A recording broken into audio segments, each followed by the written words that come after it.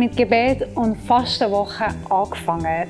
Und ihr seid alle dabei, so gut. Es ist genial, dass wir als Gemeinde miteinander in dieser Zeit fasten und beten in Einheit voneinander, aber auch von unserem eigenen Glauben. Und heute geht es los mit dem ersten Tag. Was dich erwartet in diesen Videos ist jeweils ein Input von einer genialen Person und nachher haben wir Action Steps, wo wir ein paar Schritte vom Glauben für dich vorbereitet haben und am Schluss gibt es immer noch ein Devotional, wo mit einem Bibelvers für dich parat ist, um darüber zu beten und um darüber nachzudenken. Heute geht es gerade los mit dem ersten Thema Glauben und Familie. Und wisst ihr, wer macht den Input? Niemand anders als Sabrina. Also ihr könnt euch freuen, es wird genial. Hey, es ist awesome, dass wir jeden Tag verschiedene Themen über unseren Glauben miteinander anschauen können. Lass uns heute diese Themen uns inspirieren und unseren Glauben herausfordern, wie wir Glauben in der Familie und Freunden leben.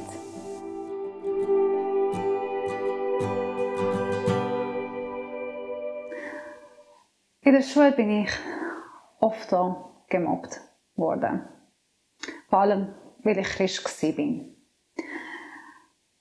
Eine Lehrerin von mir hat mal geschlagen, weil sie hat mir Vorwürfe gemacht, dass ich schlechte Worte gegen andere Studenten gesagt habe. Obwohl in dem Alter habe ich gar keine schlechten Worte auf Persisch kennt.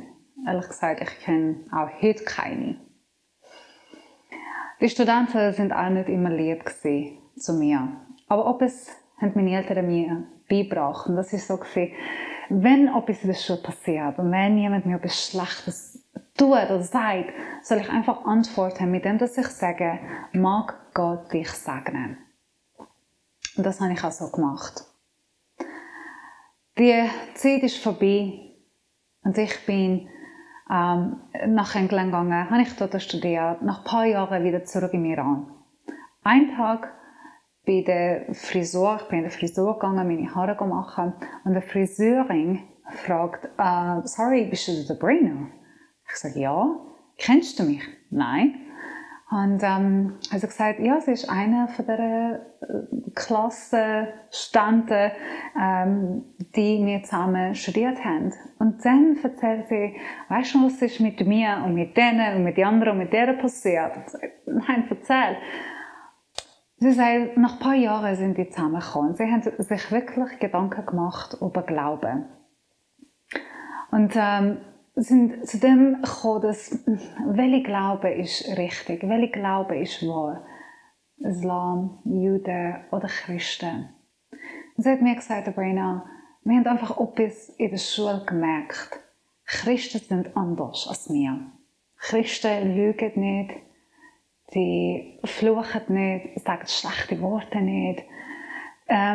Sie sind einfach anders. Und du bist anders wie wir. Und wir wollten gerne herausfinden, was es ist, an was es liegt. Und so sind wir in die Kirche gegangen. Und wir wollten uns darüber mehr informieren. Und eigentlich, wir haben unser Leben Jesus gegeben.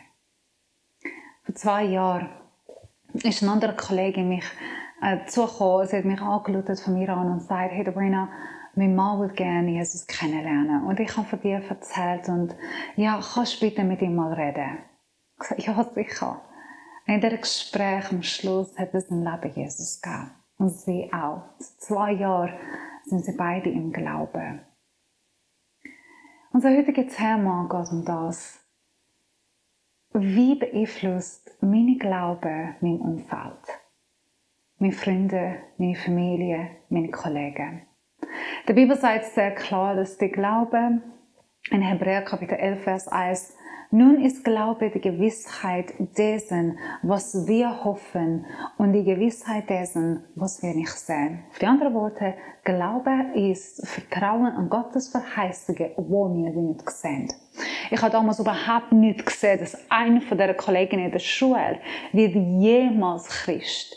Ich habe mir nie vorstellen, dass nicht nur eine, sondern mehrere von meinen Schulkollegen sind dann zum Glauben gekommen. Und nicht nur sie, sondern auch ihre Männer oder ihre Familie oder Eltern oder Vater. Das habe ich nicht gesehen. Ich habe nur gewusst, ich werde meinen Glauben leben. und so auch weitergehen.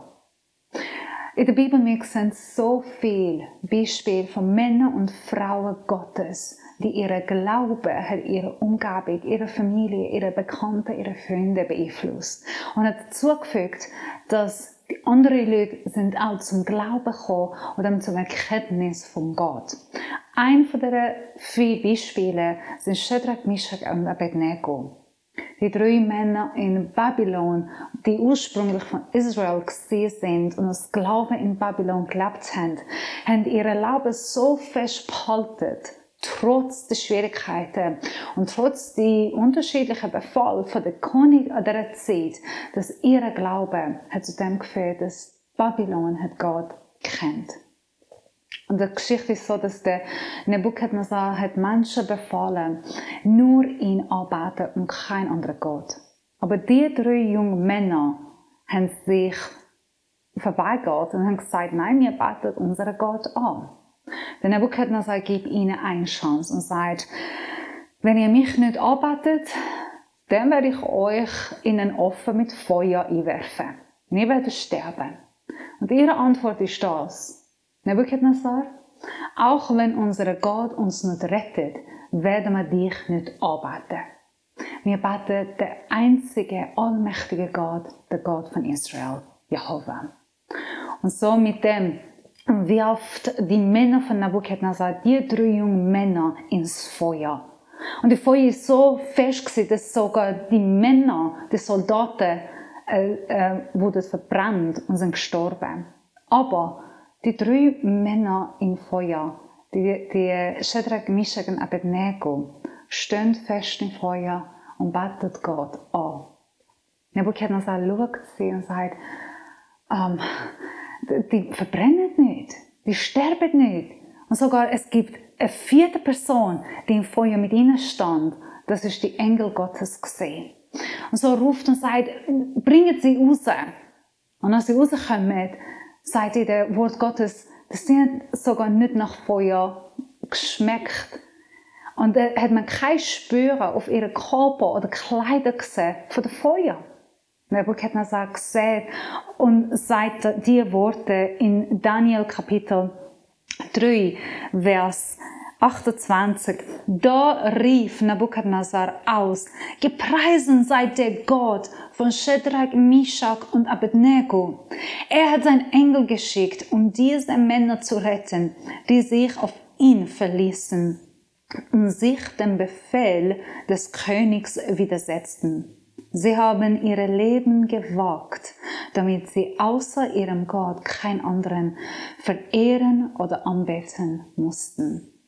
Ihr Leben hat dazu gefügt, dass Nebukadnezar hat gesagt, es gibt nur einen Gott und ich bin nicht der Gott, sondern der ist der Gott von Abraham, Isaac und Jakob. Der ist der Gott von Israel. Und alle sollten die Gott anbeten. Nicht nur er, sondern ganze Babylon sollen die Gott kennenlernen, die Gott anbeten. Ihr Glaube hat eine ganze Stadt, Volk und viele Menschen beeinflusst. Heutigen Tag, das Thema ist ein bisschen anders. In Europa, die Kultur und die Umstände sind anders. Ehrlich gesagt, ich kann nicht sagen, das ist einfacher. Ich glaube auch heutigen Tag, wenn wir über unseren Glauben reden, in der Schule oder beim Arbeiten oder mit Kollegen, Kolleginnen, werden wir auch ein bisschen gemobbt. Oder ein bisschen komisch geschaut. Ja, du bist Christ. Ich meine, hast du nicht etwas anderes gefunden? Oder wie kann man auch heutigen Tag religiös sein? Unser Glaube wird auch heute sehr gross hinterfragt. Es ist nicht einfach, unser Glauben auch heute zu leben. Aber in Römer Kapitel 1, Vers 16, der Paulus schreibt diese Worte und er sagt, denn ich schäme mich des Evangeliums nicht, weil es die Kraft Gottes ist, die jedem, der glaubt, das Heil bringt. Die Evangelium ist Rettung, ist Heilung, ist Kraft, ist Stärke, ist Wahrheit. Und Gott sagt, Jesus sagt, ihr solltet euch nicht schämen über meine Botschaft, so wie ich mich nicht schäme von euch. Das Wort Gottes ist auch heute wahr. Wir sehen nicht, was Gott am tun ist. Wir sehen in den Herzen von Menschen nicht. Vielleicht hast du Freunde, Familie, Bekannte, die noch nicht an Gott glauben. Ich will dich auch heute ermutigen. Vielleicht weisst du nicht, was du ihnen sagen kannst. Wie kannst du sie ermutigen? Aber ich will dich heute sagen, schau, wie du lebst, deine Haltung, deine Worte, deine Werte, was du tust, redet sehr laut. Und deine Art vom Leben spricht. Und ich hoffe, dass unser Leben, unsere Werte, unsere Taten werden ein Zeugnis sein von Gott. Dass wie wir unseren Glauben leben, werden Menschen dazu führen, dass Gott kennenlernen, ihn ehren und das Wahrheit erkennen. Heute beten wir und fasten wir für das, dass Menschen in unserer Umgebung, unsere Verwandten, unsere Freunde, können durch unseren Glauben Gott erkennen. Wir stehen miteinander, wir beten miteinander.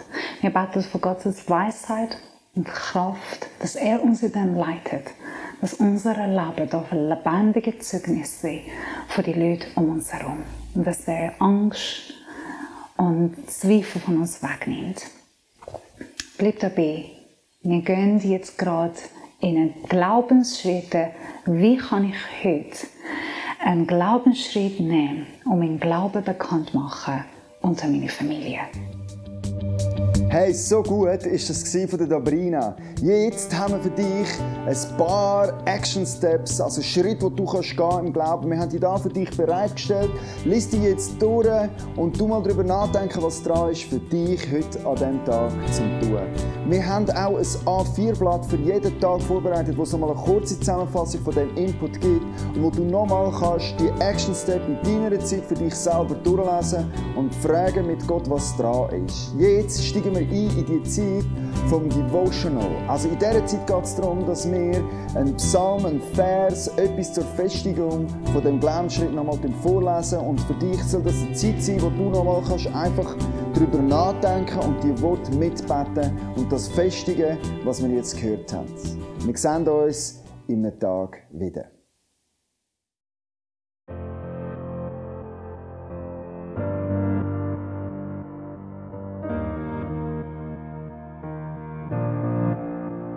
Er erzählte uns, dass er gesehen habe, wie ein Engel in sein Haus kam und sagte: Schick nach Joppe und lass einen Simon holen, der Petrus genannt wird.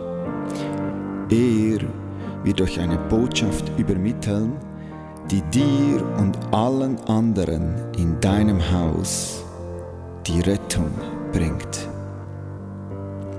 Apostelgeschichte 11, Vers 13 und 14. Dann führte er sie heraus und fragte: Ihr Herren, was muss ich tun, um gerettet zu werden? Sie sagten: Glaube an Jesus, den Herrn, dann wirst du gerettet und deine Familie mit dir. Apostelgeschichte 16, 30 und 31. Und werdet an jenem Tage sprechen: Preist den Herrn, ruft seinen Namen aus, macht unter den Völkern seine Taten bekannt, verkündet, dass sein Name hoch erhaben ist. Jesaja 12, Vers 4.